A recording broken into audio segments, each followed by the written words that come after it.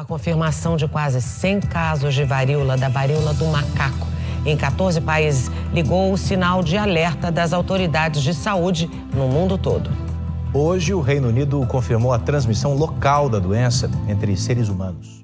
A varíola humana foi erradicada do planeta na década de 80. Já a do macaco, até pouco tempo atrás, era rara e se manifestava como uma doença infecciosa, porém leve, em algumas partes da África. As últimas semanas foram de alerta para autoridades de saúde em todo o mundo. Com mais de uma centena de casos confirmados, a varíola símia, ou varíola do macaco, vem assustando a população de países da Europa, Ásia e mais recentemente da América Latina, mais precisamente nossos vizinhos, a Argentina. A doença é muito parecida com a varíola humana e vem intrigando cientistas pelo seu alto grau de transmissão. Algo um pouco incomum entre os seres humanos para esse tipo.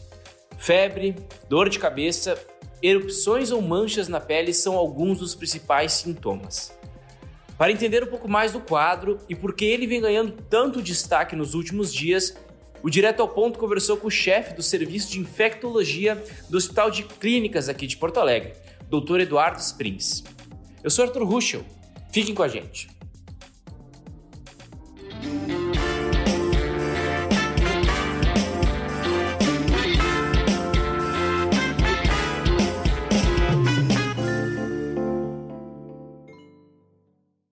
Doutor Eduardo, muito obrigado pela tua disponibilidade, por atender ao Direto ao Ponto. É um prazer conversar com o senhor.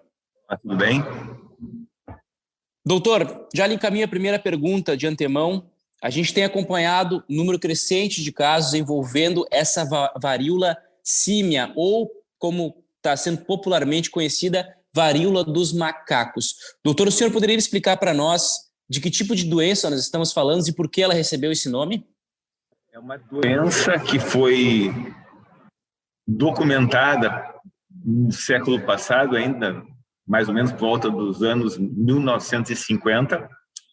É um vírus extremamente parecido com o vírus da varíola humana. Então, por isso que é chamado da varíola dos macacos. E causa uma doença semelhante à que a varíola causava em humanos. A diferença é que, felizmente, na maior parte das vezes, é menos extensa e menos grave. Exatamente que tipo de doença, doutor? Quais são os sintomas e o que ela causa exatamente no corpo? Pensando a varíola humana e essa agora, a varíola dos macacos. A pessoa, assim, a pessoa esteve exposta, a gente deve lembrar que ela é bem menos contagiosa do que, por exemplo, a Covid, mas a pessoa esteve exposta a alguém por algum tempo prolongado e depois de cerca de 1 a 3 semanas a pessoa tem uma espécie de erupção cutânea ou manchas vermelhas em todo o corpo. Depois ela começa a ter febre, ela pode ou ter ou não inchaço nos gânglios, tem dor de cabeça e ela começa a apresentar vesículas que podem ser disseminadas por todo o organismo. Geralmente essas vesículas começam de cima para baixo. Isso podem começar na face, no tronco, depois se espalham para as mãos e pernas. Doutor, por que ela tem assustado tanto as autoridades de saúde em todo o mundo? Porque a gente tem notado que essa varíola dos macacos, como o senhor já mencionaste, ela já foi documentada há alguns anos atrás, só que agora a gente tem um grau de transmissibilidade muito maior. Ela tem afetado muitos seres humanos também.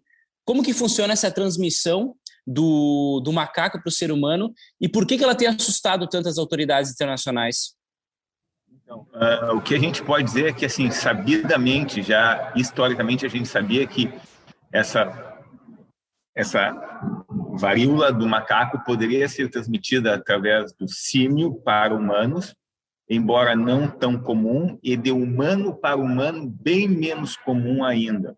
A gente não sabe ao certo se houve ou não alguma mutação nesse vírus que esteja facilitando sua transmissão entre os humanos. O que a gente sabe, e isso é importante, é que ele está afetando determinados grupos, né? Então, assim, esses surtos que nós estamos vendo agora, acho que só no início desse milênio tinha acontecido um parecido nos Estados Unidos, mas esse agora são casos que acontecem geralmente em pessoas que pode ter ou não alguma relação com exposição através do sexo ou um contato mais prolongado com secreções, com as vesículas no caso. E o que tem chamado a atenção é que casos esporádicos ou, entre aspas, pequenos surtos estão aparecendo em diversos locais quase que simultaneamente. Exemplifico. Tem casos relatados em Portugal, Reino Unido, agora na Argentina. Então, assim, são casos que estão sendo documentados quase que simultaneamente. Então, a gente ainda tem muito para tentar entender melhor o que está acontecendo e se houve ou não alguma mutação. A preocupação, claro, a preocupação pode ser porque é mais outro agente infeccioso entrando na lista de causadores de doença em humanos, né? Nós estamos, acho que, um pouco ressabiados e talvez a gente esteja assustado porque veio a Covid, agora vem isso, teve surto de sarampo, surto de dengue, e agora nós estamos na época da influenza, então acho que são múltiplos bichos, né, que estão causando infecção e muitos desses que anteriormente não havia sido documentado. A chance, doutor, de um vírus como esse chegar no Brasil, ela é grande, ela é remota, porque como a gente já comentou, foi confirmado agora um caso no nosso vizinho aqui na Argentina. Assim como outros vírus, é grande a chance de ele entrar no Brasil? A pergunta que a gente pode rebater é o seguinte: alguma dessas coisas que apareceram em diversos países ainda não afetaram o Brasil nesses últimos tempos? Eu acho que essa é a pergunta que a gente tem que fazer. No mundo globalizado, no mundo que as distâncias foram reduzidas, e muito através dos voos, eu acho que as coisas que acontecem na Europa, na África, nos Estados Unidos e nos nossos vizinhos, via de regra, chegam para nós também. Talvez a pergunta mais importante que eu lhe faço, doutor, e que os nossos ouvintes, os nossos leitores aqui do Correio do Povo devem estar imaginando também. Existe tratamento disponível para esse tipo de varíola, doutor, ou a gente só tem tratamento focado na varíola humana? Então, vamos lá. Então, são diversas coisas. Então, assim, todos esses vírus, tanto a varíola do macaco como a varíola humana, são vírus extremamente parecidos. Então, alguma coisa que vá funcionar contra a varíola humana funcionaria contra a varíola do macaco. Vale a pena sempre dizer duas coisas. A primeira, a varíola do macaco é menos agressiva que a varíola humana. Isto é, a gente imagina que o curso da doença é mais benigno. 2, as pessoas mais velhas, e eu me incluo, eu fui vacinado contra a varíola humana.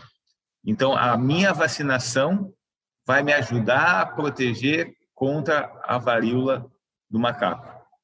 E não existe remédio disponível aqui para nós, mas sim existe remédio disponível, por exemplo, nos Estados Unidos, para o tratamento, principalmente daquelas pessoas que têm algum grau de comprometimento imunológico. Bom, doutor Eduardo, muito obrigado pela tua disponibilidade, muito obrigado por atender o Direto ao Ponto, foi um prazer conversar com o senhor e um bom trabalho. Eu que agradeço a oportunidade, bom trabalho para vocês.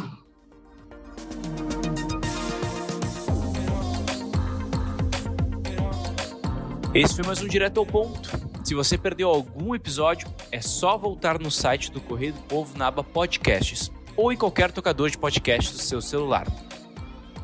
A apresentação foi de Arturo Ruschel, a edição de som de Aleph Alencar e a coordenação de Brenda Fernandes. Não custa lembrar, esse episódio contou com áudios da TV Record. Até mais!